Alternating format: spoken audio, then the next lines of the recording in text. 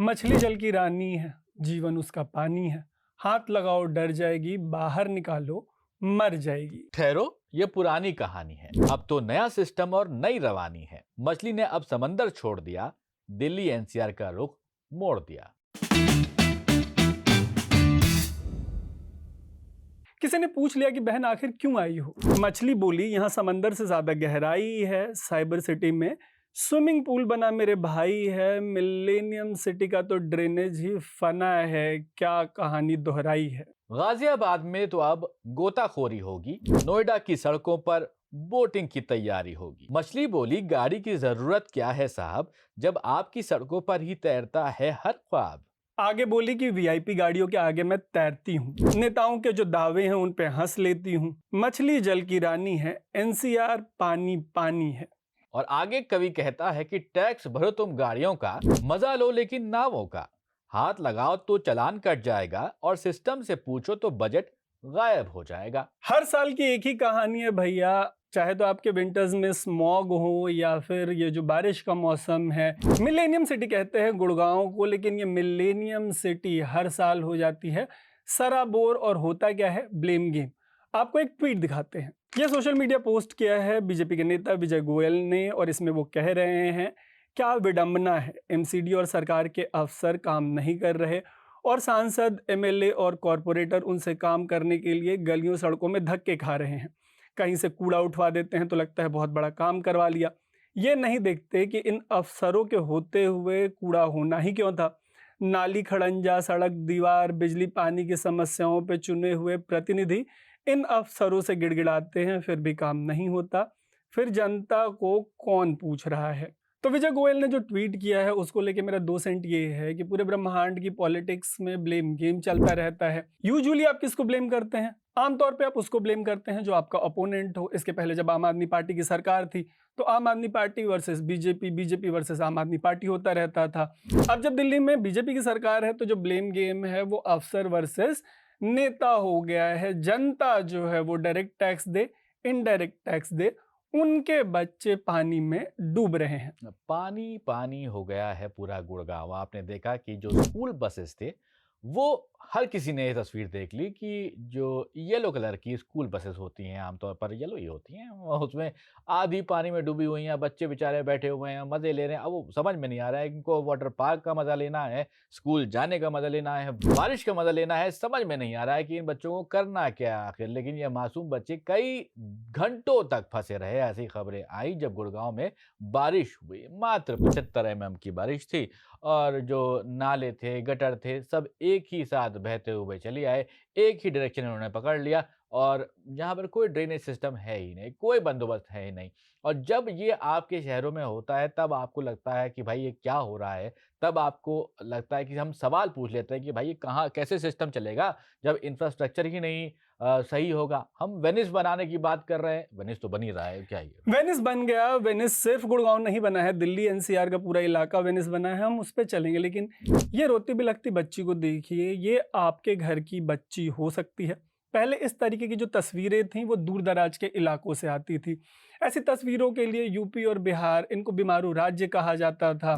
अभी भी ऐसी तस्वीरें आ जाती हैं कि कोई बच्चा या स्कूल के बच्चे नाव से स्कूल जा रहे हैं, है ना, खड़ंजे, वो जो मतलब एक ईंट से बना हुआ पुल होता है कीचड़ के ऊपर, उसको पार करके स्कूल जा रहे हैं। बट ये मिलेनियम सिटी है, ये गुड़गांव है। यहाँ माइक्रोसॉफ्ट, गूगल, ऐसे तमाम बड़ी कंपनियां हैं। स्कूल्स ने जैसे ही बारिश शुरू हुई प्रिकॉशनरी स्टेप दिखाते हुए जल्दी ही स्कूल के बच्चों को छोड़ दिया, मीडिया रिपोर्ट्स के अकॉर्डिंग। फिर भी ये जो बसेस थी वो जाके बीच मझधार में फंस गई। आप सोचिए कि जिन शहरों में आप, मतलब हो सकता है कि यहाँ पे आप 1500 के किराए पे रह रहे हो या 50 करोड़ के फ्लैट में रह रहे हो, सरकारों ने ऐसी व्यवस्था की है कि किसी के साथ कोई भेदभाव बिल्कुल नहीं है। और दूसरी चीज, नया चलन जो चला है वर्क फ्रॉम होम, ये बहुत शानदार चीज है। जैसे ही बारिश होती है, 4 बूंद गिरती हैं और गुड़गांव में, और फौरन सारे सारे सबको दे दिया जाता है ये अल्टीमेटम कि भैया वर्क फ्रॉम होम करो, बाहर मत निकलना, बारिश की 4 बूंद गिर चुकी हैं, पानी भर सकता है।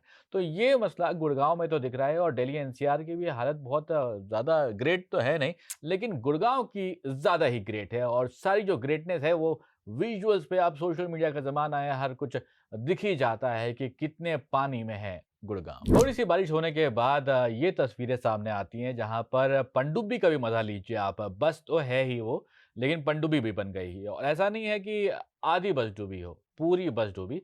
ये तस्वीरें सोशल मीडिया पर वायरल हैं। 7 और 8 अगस्त की बताई जा रही हैं, जब कुछ दिन पहले यहाँ पर बारिश हुई थी और लेटेस्ट बारिश जो हुई है उसके बाद भी कुछ इसी तरीके की तस्वीरें हैं। लेकिन मुझे लगता है कि पनडुब्बी प्रॉपर तरीके से टेस्ट नहीं हो पाई क्योंकि आधी ही डूबी। इसकी भी विजुअल्स जो है आपको देखने को मिल जाएँगे सोशल मीडिया के ऊपर। और ये नंद किशोर गुर्जर एक एमएलए हैं, उनका इलाका है। यहाँ से इस ऑटो की तस्वीर आई है जो लोगों ने लाइव एक्सीडेंट बताते हुए पोस्ट की है। आप एक बार सोच के देखिएगा कि एनसीआर का रीजन है ये, दूर दराज का। वापस से रिपीट कर रहा हूँ कि कोई इलाका नहीं है। और ट्विटर के ज़माने में सबसे अच्छी चीज़ ये है कि हमारे देश की ये हालत सिर्फ हम नहीं देख रहे, हो हमारे साथ भले ही रहा हो, ये सिर्फ हम नहीं देख रहे, ये पूरी दुनिया देख रही है कि जो हमारा देश है उसकी राष्ट्रीय राजधानी और उसके आसपास के इलाके चंद बूंद गिरने के बाद उनका क्या हाल हो जाता है। कितनी प्यारी तस्वीर आई है दिल्ली के कमला नगर से। हम यमुना को भले ही नाले से एक नदी में तब्दील नहीं कर पाए हों। देखिए, बारिश में यमुना भी लबलबा जाती है, लेकिन बाकी के साल हमारे ऑफिस का रास्ता वहीं से पड़ता है, तो जब आप गुजरेंगे तो किसी नाले से भी बुरी बदबू आ रही होती है, उस नदी से जिनको हम माँ का दर्जा देते हैं। लेकिन देखिए, कम हम भले ही यमुना को नहीं ठीक कर पाए हों, लेकिन कमला नगर में देखिए क्या यमुना बह रही है। मतलब हम अलग अलग इतनी सारी नदियां जब बन जाएंगी तो यमुना को किसी नदी में तब्दील करने की किसको चिंता रहेगी, क्यों ही करना है। और दूसरी चीज़ ये है कि अगर दिल्ली का मिंटो रोड अगर ना डूबे तो कैसी बारिश, इसमें तो मज़ा ही नहीं है कुछ। अब जाकर ये पता चला कि भाई सावन आया झूम के। और कोरम पूरा हो गया। मतलब इस साल की बारिश का मिंटो रोड अगर नहीं डूबता है तो आप अपनी पीठ नहीं थपथपा सकते कि आप मतलब एक इतने विकासशील देश हैं, इतनी तेजी से तरक्की कर रहे हैं। तो दिल्ली में जब स्कूल के बच्चों पर बात हो रही है और जगह-जगह बात हो रही है कि स्कूल ठीक कर दो, तो वहाँ पर अब वाटर पार्क का भी इंतज़ाम कर दिया गया है। सौरभ भारद्वाज आम आदमी पार्टी के लीडर रहे हैं और पिछले कैबिनेट में भी थे सरकार के, दिल्ली सरकार के। रेखा गुप्ता के ऊपर निशाना साध रहे हैं और कह रहे हैं कि भाई इंतज़ाम बहुत बढ़िया करवा दिया है। ये देखिए तस्वीरें, बच्चे वाटर पार्क में खेल रहे हैं, मज़े कर रहे हैं। तो ये क्या दिल्ली में जब आम आदमी पार्टी की सरकार थी तो ऐसे नज़ारे नहीं आते थे क्या? यार, उसी से तो हमने शुरू किया था कि जो एक चीज़ कतई नहीं बदलती वो है ब्लेम गेम का खेल। ये चलता रहता है। पहले अच्छी चीज़ ये थी कि आम आदमी पार्टी जब सरकार में थी और भाजपा विपक्ष में, तो ये आम आदमी वर्सेस बीजेपी हुआ करता था। अभी जो विजय गोयल जी का ट्वीट आपको हमने शुरुआत में दिखाया, एक्स वाला पोस्ट, इन दिनों ट्विटर नहीं कहते, हुँ। तो जो एक्स का सोशल मीडिया पोस्ट दिखाया, उसमें जो अब नया ब्लेम गेम है वो विधायक सांसद वर्सेस ऑफिसर्स हो गया है। परिस्थिति जस की तस है। मतलब ये जो स्विमिंग पूल हैं वो बन रहे हैं बगैर नागा।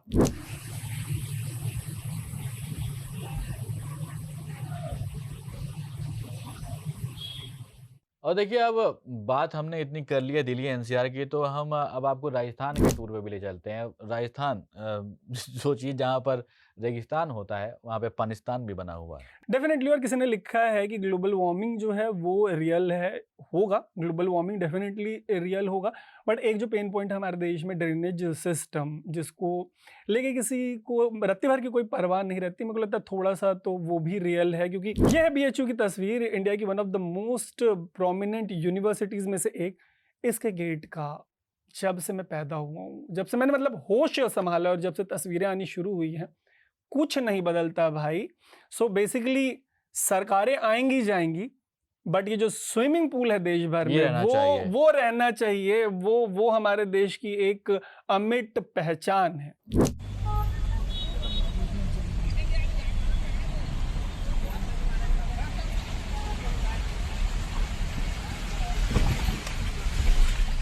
देखिए, कई बार ये होता है कि गुड़गाँव आप जाएँगे तो वहाँ पर बड़ी-बड़ी आपको इमारतें दिखाई देती हैं और उन इमारतों में बड़े-बड़े offices, corporate offices, IT hub, Google से लेकर माइक्रोसॉफ्ट हर कुछ है। अब एक सीईओ हैं, स्टार्टअप के सीईओ हैं, वो लोग बड़ी मुश्किल से कोई बातें किसी चीज़ के ऊपर अपनी ओपिनियन रखते हैं अपने स्टार्टअप के अलावा। तो इन्होंने गुड़गाँव में जो हालात बने हुए हैं उसके ऊपर पूरी बात कही है इंडियन एक्सप्रेस के एक पूरे व्लॉग में। तो नॉट डेटिंग एक स्टार्टअप है, उसके जसवीर सिंह सीईओ हैं। उन्होंने अपनी बात रखी है और बताया है कि 48,000 करोड़ गुड़गांव कंट्रीब्यूट करता है टैक्सेस में। उसके बाद इस तरीके का हाल देखने को मिलता है कि अगर कोई बाहर से आ जाए तो आ ही नहीं सकता। और वो भी यही कह रहे हैं कि भैया इतनी बड़ी-बड़ी इंटरनेशनल कंपनियाँ हैं, हमारे यहाँ क्या होता है जब आप अपना घर बहुत शैबी कंडीशन में ऐसे रखा है कि चादर कहीं फेंकी है, तकिया कहीं फेंका है, बर्तन कहीं पड़े हैं। लेकिन जैसे ही कोई मेहमान आ रहा होता है तो आप अपना घर तरीके से ठीक कर लेते हैं, चीज़ों को जगह पे पत पे बिठा देते हैं।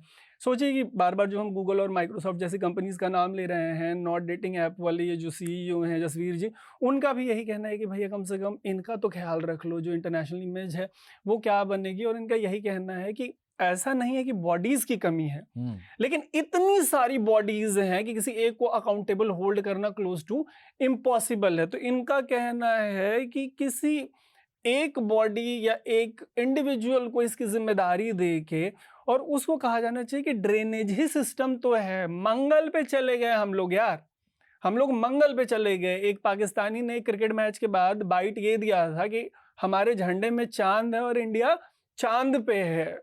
तो मेरे को लगता है कि ड्रेनेज सिस्टम कोई बहुत न्यूक्लियर साइंस कम से कम एनसीआर भर में तो नहीं होगा।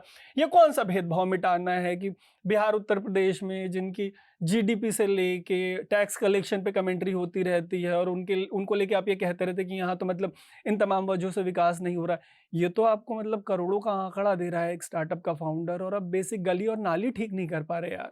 तो कुल मिलाकर देखा जाए तो डूबे डूबे सैयां डूबे, गुड़गांव डूबे, हर कुछ डूबा, लेकिन ये डूबने का जो तरीका है वो कब खत्म होगा ज़रूरी है, क्योंकि अब सवाल हम भी पूछ रहे हैं, सवाल गुड़गांव में रहने वाले भी पूछ रहे हैं कि भाई ये ड्रेनेज सिस्टम जो है वो कब ठीक होगा।